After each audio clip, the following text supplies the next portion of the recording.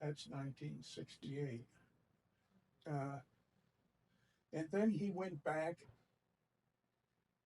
into abstraction, into stones, big stones. And the important part of those stones for him, I think, was he did Urset's runic marks on the stones. Do you remember that? Yeah. Yeah, yeah. They were great. And then he had his period where he was painting, walking down with Mary, and she was writing, and he was painting on the west side of New York. And he had a lot of smaller pieces, but beautiful pieces. And yeah, one that I remember, um, the railroad yard was just a mess. It was just, but across the way in New Jersey, they started building towers. And so he has all these paintings that are named one tower, two towers, etc., etc. Yeah. Till it got too much. So, Well, would you say most of his art was nature oriented? I think that yeah, it was in the abstract stuff, Yeah. stuff that he did at Black Mountain. But when he came to Maine, I think it got more so. More so. He had a lot of it. So He painted in New York City, yeah, but he painted a lot in Central Park okay. because there's a whole, maybe here, And a lot of pastels and watercolors in Central Park. yeah, You want to talk a little bit about the Black Mountain College artists, because that was a specialty of Yvette's when she had her gallery with Black Mountain College artists. Now, that's not the reason why you started to show him, or did you already? No, it's Geoffrey. Right. Sitting him up the street. But no, that was a period when Black Mountain College artists who had been hot in the 50s down in New York City. And then things changed, and suddenly nobody was showing them. And they were all great painters. And they were all like, not like Joe, but they painted all the time. They had huge storage spaces for their paintings. But I have this little thing in here. I mean, I know what it is. So it Joe, as I said, he used to come up a lot. And one day he came to a group show that I had, and a friend of mine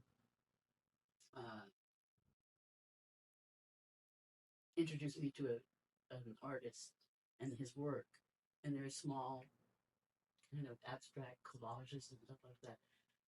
It asked me if I would include it in the show, and I said, yeah, they were great. And so Joe comes up one Friday, and he's looking around everywhere, and he finally gets upstairs in this one room, because most of these paintings are very small. And he starts looking around, and he looks at me and he says, how the hell do you know John Urbane? Because he went to Black Mountain with him, and he knew him in New York, and all this stuff. And at that point, I didn't know him, I just knew his friend. But he became one of my artists also, because they had all this work, and nobody was showing it. Tons of work. And there's still tons of work of John Urbane.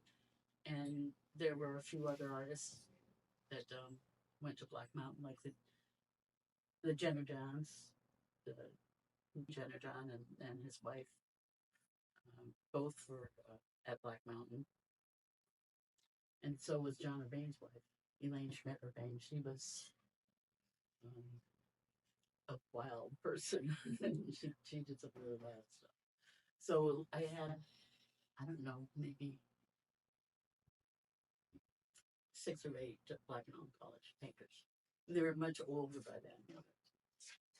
But so I had these great paintings, and for instance, this book here, the Black Mountain College show in.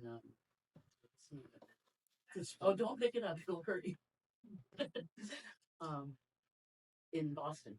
Okay. And so I was lending them work with somebody from Maine, you know, because I had the work that was just there, and nobody cared.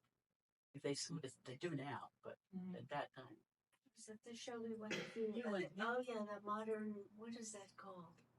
the Contemporary. contemporary It's on the water there. they just built a brand new building, and so they did this big Black Mountain College show. It was kind of the first one that had been done since everybody was at Black Mountain. But And there's a museum in North Carolina Yeah. for the Black Mountain College artists, right?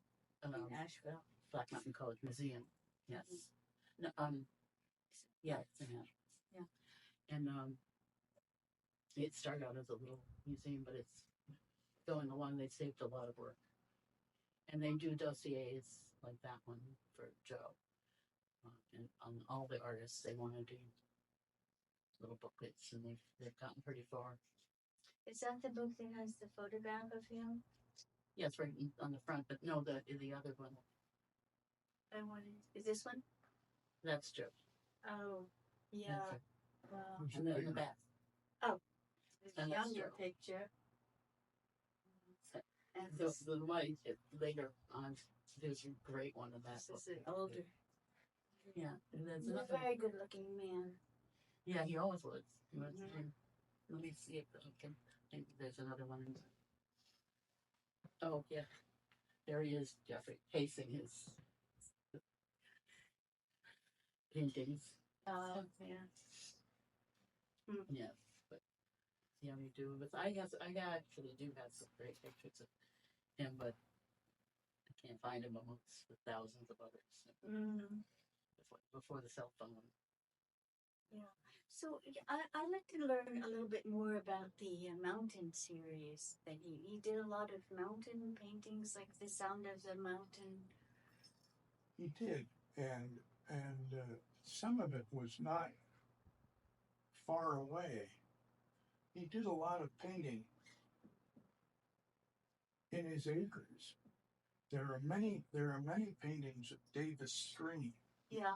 and then they'd go up Clary Hill, and Right. and he'd paint from up there. He'd be on the hill. You can see Mount Washington from that. He put a spruce tree. I had one where he put a spruce tree right in the middle painting. It was down, wasn't even in the mid distance. It was just down the slope a little way. It was a big painting too. There was a tree right in the middle. Wow. Yeah, That because there are was no Joe. trees up there. They're on Clary Hill. Well, We go there a lot. he That's must the- have found one. You know, because it's interesting to me. My husband and I like to go hiking on North Mountain Road a lot in Jefferson, and we walk by Joe's old house all the time. And I always thought, why is it even called North Mountain Road? Because the only mountains in Maine are really up in Baxter, or I mean, even the Camden Hills are not mountains. So he was inspired by mountains, but I just wondered if he actually would go up to Baxter to get a real mountain experience, or he just imagined that. I never heard about that. Yeah. When I knew him, I don't think they were driving all that much. They certainly weren't driving at night. Yeah. But Yeah, then, of course, neither are we. So. Excuse me. Yeah, I think that he just, whatever was around him, he just paint everything. And he didn't stick to one thing. Yeah. Just keep changing. Now I'm just remembering, Jeff, you told me a story about how David Dewey, who was Yeah. the mentee, not how they met, but how David Dewey was inspired to be an artist. So, it's a great David story. Dewey's had, if you look on the other side of this wall, Joe's big rock painting is right in the middle, and he has some watercolors to the left. And on the right, David Dewey has 3 or 4 watercolors. And David Dewey is a marvelous watercolorist. And the bottom watercolor is a moonrise at Hemwood Point, and the horizon and the little island are way down at the bottom. And what David Dewey could do was, with wet watercolor, make the atmosphere seamless gradation of color, a seamless gradation of color. And he, up at Callbeck Gallery in Rockland, he had some real big ones. And they were absolutely seamless, the sky coming down. I couldn't imagine it because it doesn't happen for me. So tell the story about Joe and David. David. Joe was teaching in Philadelphia. Was he in Baltimore? He could no, it's in that area. I wonder, I can't remember which school it was he was teaching at, but he used to, once a week, he used to take his students out to paint. And he took them out in the fall to a park just to